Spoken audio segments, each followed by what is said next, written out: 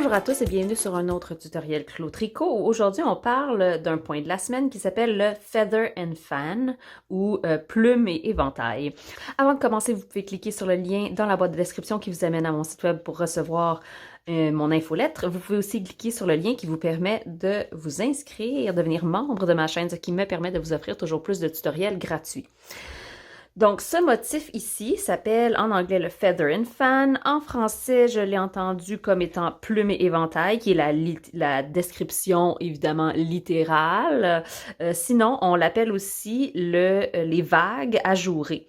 Donc, on peut voir pourquoi, hein? On appelle ça des vagues ajourées. Ça fait un beau motif de vague et on a des beaux jours ici, des trous qui nous donnent un super beau motif.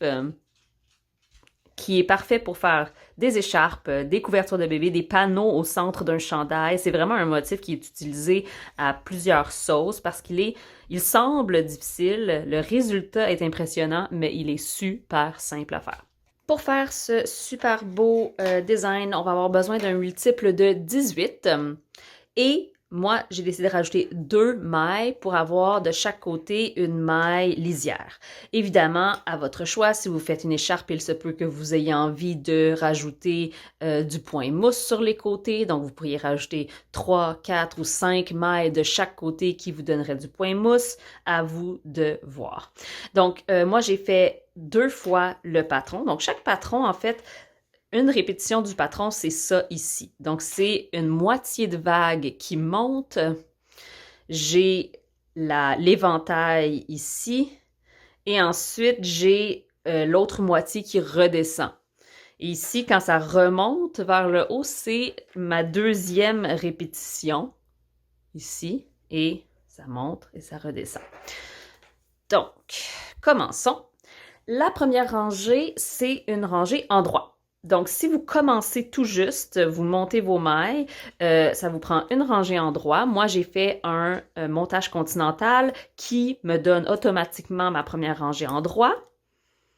Donc, moi, j'ai décidé que pour ma maille lisière, je glisse chaque début de rang à l'envers avec le fil devant.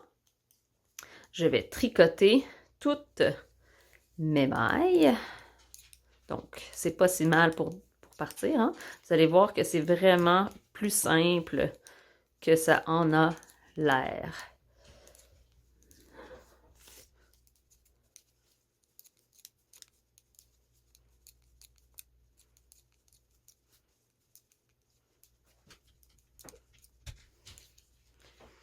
J'ai aussi choisi pour ma maille lisière de finir chaque rang avec un point endroit. Donc, je finis avec un point endroit. Je retourne mon travail. Sur le deuxième rang, je vais faire un rang envers. Donc, je fais 2 rangs, en fait, en jersey. Hein? Donc, je vais, comme dans l'autre rang précédent, glisser ma première maille à l'envers avec le fil devant. Et je vais faire mon deuxième rang envers.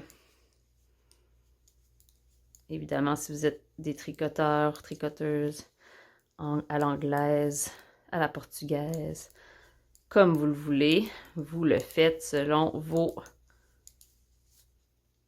votre façon préférée. Oups, c'est vraiment à votre choix.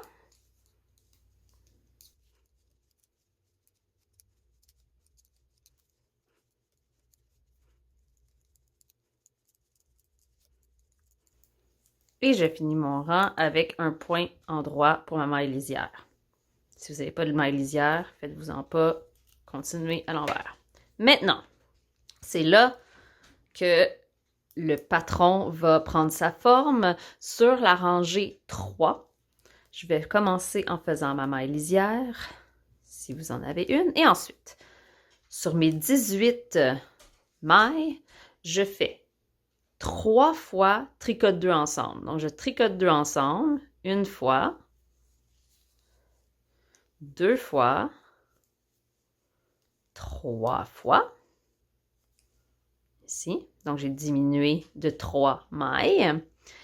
Ensuite, je vais faire tricote 1, jeté, tricote 1, jeté, tricote 1, jeté. Je vais faire ça, un tricote 1, jeté 6 fois. Donc, 1, tricote 1, jeté, ça fait 1, 2,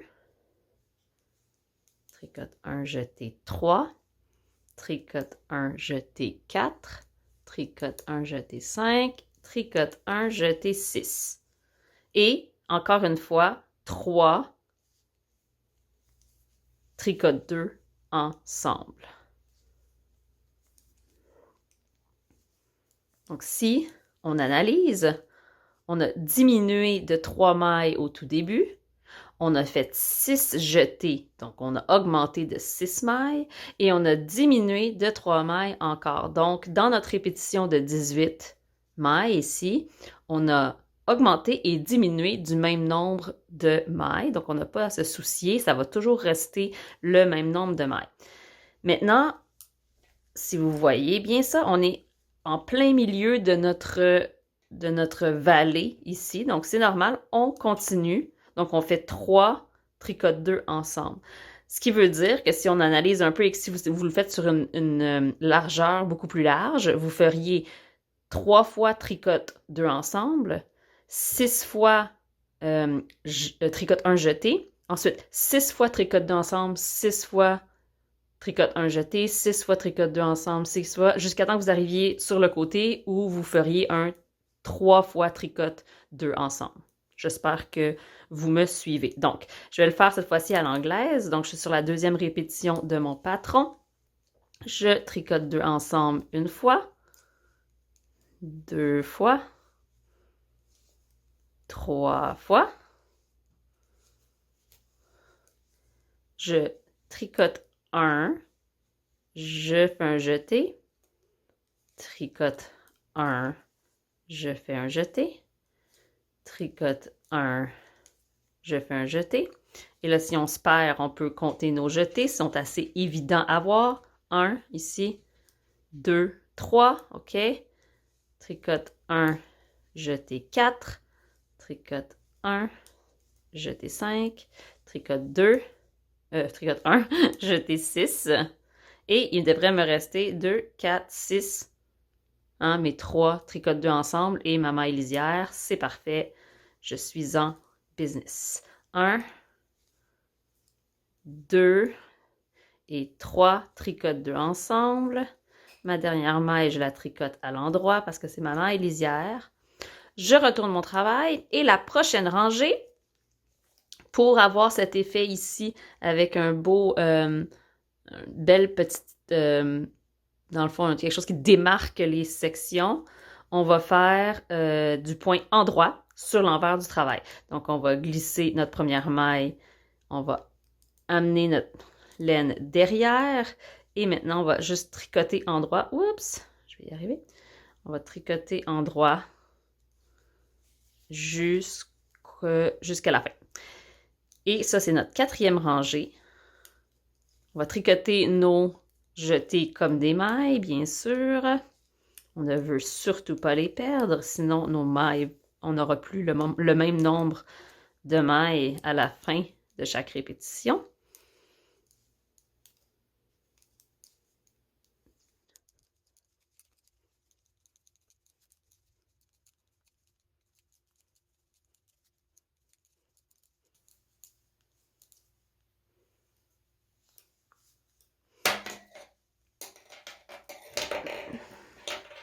Et voilà, on a rajouté une répétition à notre superbe motif.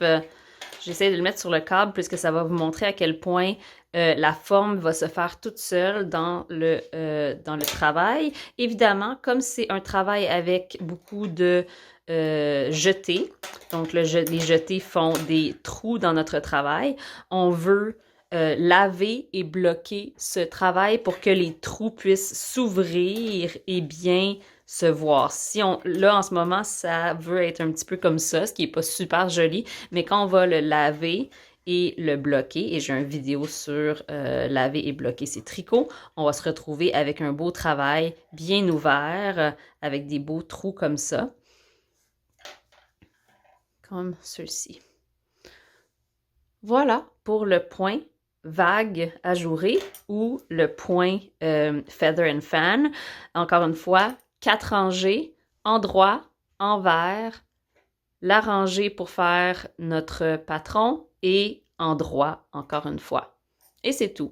On recommence le nombre de fois qu'on veut pour avoir... Moi, je trouve que ça me ferait une super belle écharpe, juste comme ça, et ce n'est pas un point qui roule beaucoup. Donc, je n'ai même pas besoin de rajouter une bordure si je ne le veux pas. Passez une belle journée et bon tricot!